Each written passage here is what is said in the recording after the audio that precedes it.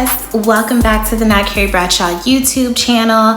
I am back in New York, back in my space, ready to dive back in to give you guys some more television show reviews and whatever else I come up with. In this video, I am reviewing the highly anticipated Lovecraft Country, which is a show that's based on a book by a gentleman named Matt Ruff of the same name. We'll get into that in a little bit.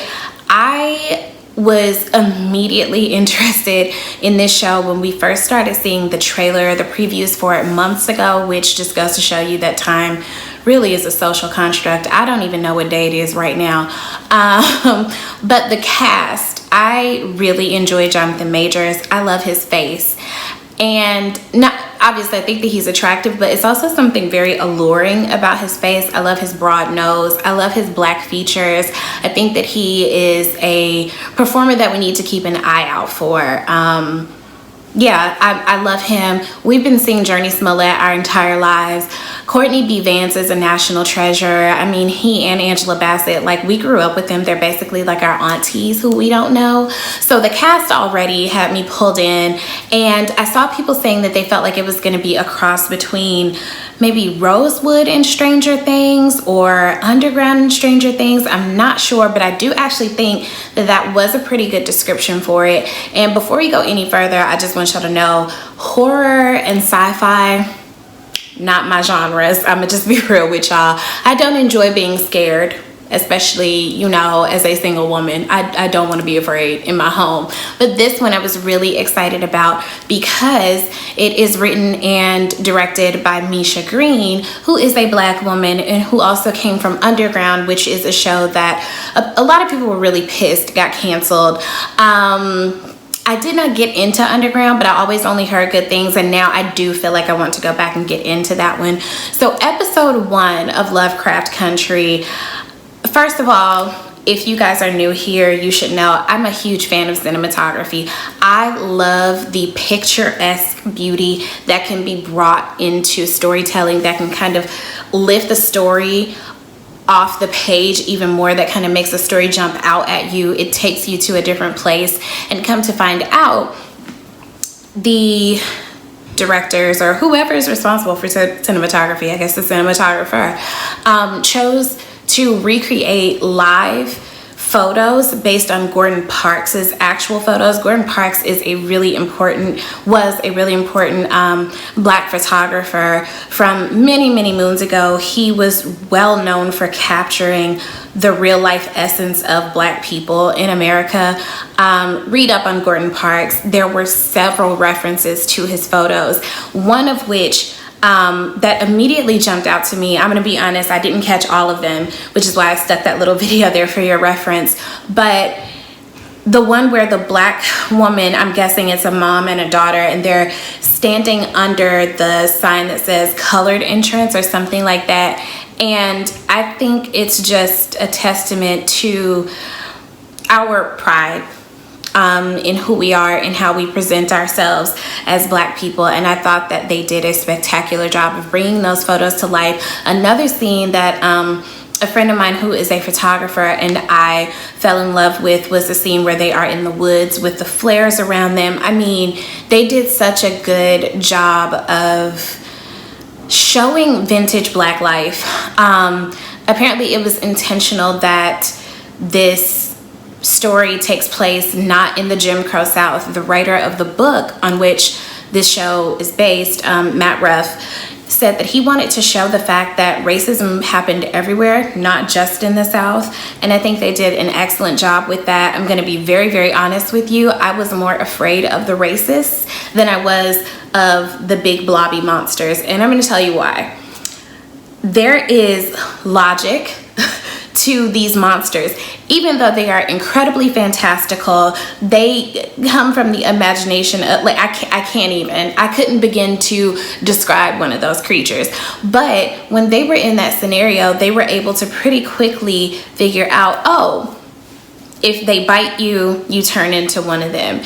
And they're afraid of light. So you know how to defeat these monsters. Shine a light on them. There is no logic to racism. as much as people try to say there isn't. There's nothing that we can do to make racists unafraid of us, or we really can't do anything to rationalize away their prejudice. There's no logic to racism. So the scene where they need to get out of the town within this unreasonable amount of constraints, I found that far more horrifying than the actual monsters when we saw them. Even more when they got across the tracks and there were a whole other set of cops waiting for them. Just to back up, so a lot of people were talking about the writer H.P. Lovecraft, who is regarded as one of the most influential writers of the 20th century. He specialized in sci-fi and horror, and I think influenced people like Stephen King, but he was also a raging racist. So Matt Ruff, who wrote Lovecraft Country, felt like that title would be a good way to bridge the gap between racism and sci-fi horror, the actual terror of racism in America with sci-fi. And I saw a couple of people on Twitter saying that they really love the idea that H.P. Lovecraft is probably rolling over in his grave knowing that his name is being used to actually kind of glorify Blackness. So I too enjoy that.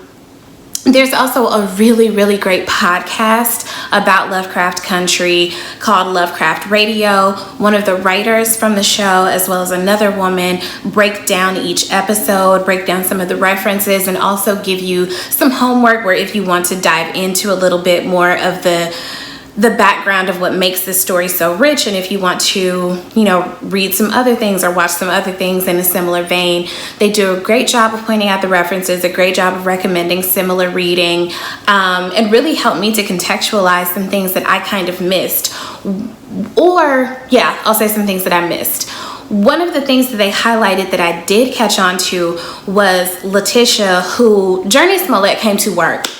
Journey Smollett came to give us what we needed. And I'm going to be honest, initially I did have feelings like, okay, of course we have another light-skinned lead. However, when we get to know this character, she moves about the world a little bit more freely than her dark-skinned sister. She kind of comes and goes. She wasn't there for her mom's funeral. She seems to be like the black sheep, even though she's light-skinned, which I find really interesting. And I think that maybe that was done because maybe in the 50s when this show takes place, a woman who looks like me or who looks like her sister wouldn't have been able to move about the world so loosey-goosey, wouldn't have these ideas that we can go get a job at this retail store downtown and make more money because I'm not cleaning house. But her sister, who is dark-skinned, who's a singer, she seems to be more rooted in the reality of what Black people are going through. I found that really, really interesting, and I like the fact that this goes beyond just being a horror story where Atticus, aka Tit, Jonathan Majors, is coming from the South back to Chicago to look for his father who has been missing. He and his father have a complicated relationship, so he also has a complicated relationship with his Uncle George, who is played by Courtney B. Vance. And I don't know if you guys caught this, but I'm really excited to see what's going to happen with his wife, Hippolyta, and also with his daughter, because his daughter seems to be, the comics that she's creating seem to be informing some of the supernatural things that they may encounter because of the things that she drew on the map. But when he was on the phone with Uncle George is on the phone with Hippolyta, and he says the next trip that he goes on, he wants her to come. He takes a picture out of his wallet. That did not look like Hippolyta to me. So I'm wondering who that actually was. So I think that there's a lot of really interesting family dynamics, especially when Tit mentions to Uncle George, I think that maybe my dad went to look into my mom's family history, and Uncle George looks immediately kind of shook by that notion. I wonder if that picture was a picture of Tit's mom. I'm really curious about like what that was, and also the phone call that Tit made out of the country. Who was that woman who said, you went out of you left here and you shouldn't have? Like, was that foreshadowing? Who was that? I'm really excited to find out more about that. And then also, I was really struck by, I think I've always known on some level how brave our elders were to live a life, number one, of joy. We still got to see a lot of Black joy in this community. And I think me being someone who is from Atlanta, I completely understand the safety and the joy that you can feel in a community of your own. I thought that imagery was really nice, especially like with the fire hydrant being broken and then the white man came and closed it, and Tit was brave enough to go back and open it back up again for the kids. Because it's not, when I think about it, pools were so segregated for so long. That was the only way kids could enjoy water. Was, sure, it's illegal, but whatever, it's fine. I am also really curious about why Letitia's family members have so much smoke for her with regard to her not coming to her mom's funeral. It sounds like she and the mom had a really complicated relationship, and she's not really with this whole thing that we're taught to do as Black people, where it's honor your mother and your father no matter what. And even if they do wrong, even if they treat you like shit, you're still supposed to give them the utmost respect no matter what. Letitia don't really seem to be with that shit. And I'm very curious to know the role that her mom played in her life and in the life of her siblings. On the podcast, I think they hinted at the fact that the siblings have different fathers, so I wonder if that plays a role in it. I'm really excited to see how these family dynamics unfold. But again, I just want to say, I think I've always known, just from learning about civil rights and watching so many movies, and especially growing up in Atlanta, we learned so much about Black history. You've always known the bravery of what it meant for Black people to not only try to experience joy during that time, but also the bravery that it took to find safe ways to find joy. I can't imagine what it was like to actually create the Green Book, which is basically what Uncle George does. He's created this book that's a safe guide for Black travelers. I also want to include in this episode description a link about sundown towns and a story about sundown towns, and about how Route 66 was like a facade of a dream only for a very specific kind of America, and the need for Black hotels, Black restaurants, Black gas stations, all of these things that we get so much pushback now, where it's like, why does everything have to be Black? Those things were created out of a need, and they shouldn't have to just go away because now, people feel like racism is dead, which it clearly isn't. I just think Uncle George is so incredibly brave to go out into towns where he's not really sure how he's going to be received, in order to report back to other Black people, this is a safe space for you. So our three heroes, embark on this journey to try to find Tit's dad, and hijinks ensue. What I also really loved, two of my favorite scenes. I loved Letitia, number one, demanding to be called by her name. There's a trope in horror, based on my limited knowledge, that like the main woman is timid, she's shy, she needs to be protected. Letitia ain't no punk bitch. Letitia ran full speed. Letitia had to be the one to save the day of Black women, as per usual, such as our cross to bear, I guess. Because these racist cops drugged them into the woods to hang them because they couldn't get out of town in time, and along come these monsters that can not only fly, but they can also like dive underground and all, like, what the hell, terrifying. I also was like, damn, y'all left Uncle George behind. Y'all know he can't run like that. I was so happy that Uncle George survived. So they get into this cabin, and these white police officers can't decide who's more of a threat. The huge blob, pig monster, vampire thingies, or these black people who you have harassed, who tried everything that they could to just be agreeable and nice and polite and whatever, and you were still like, nope, y'all shouldn't exist.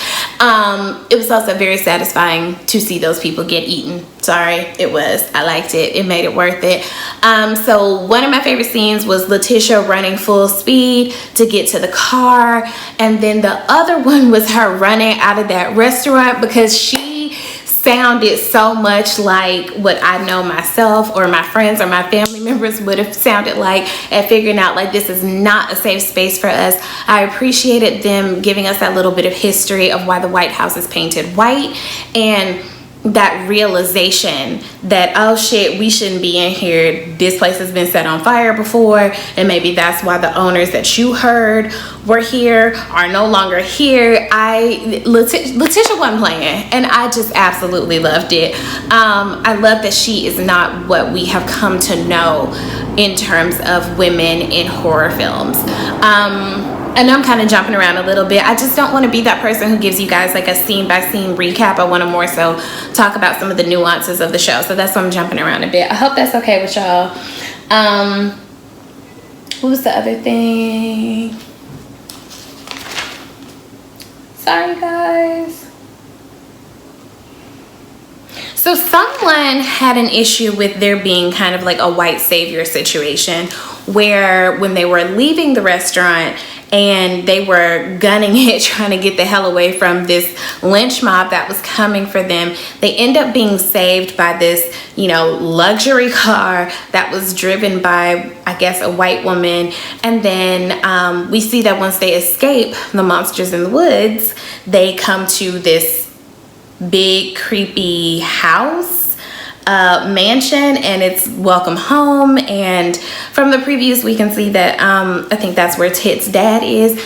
There is a lot going on. There is a lot to unpack. There's a lot that we have yet to unfold. I'm very excited to see how all of these people, how all these kind of ancillary characters fit into the totality of this story.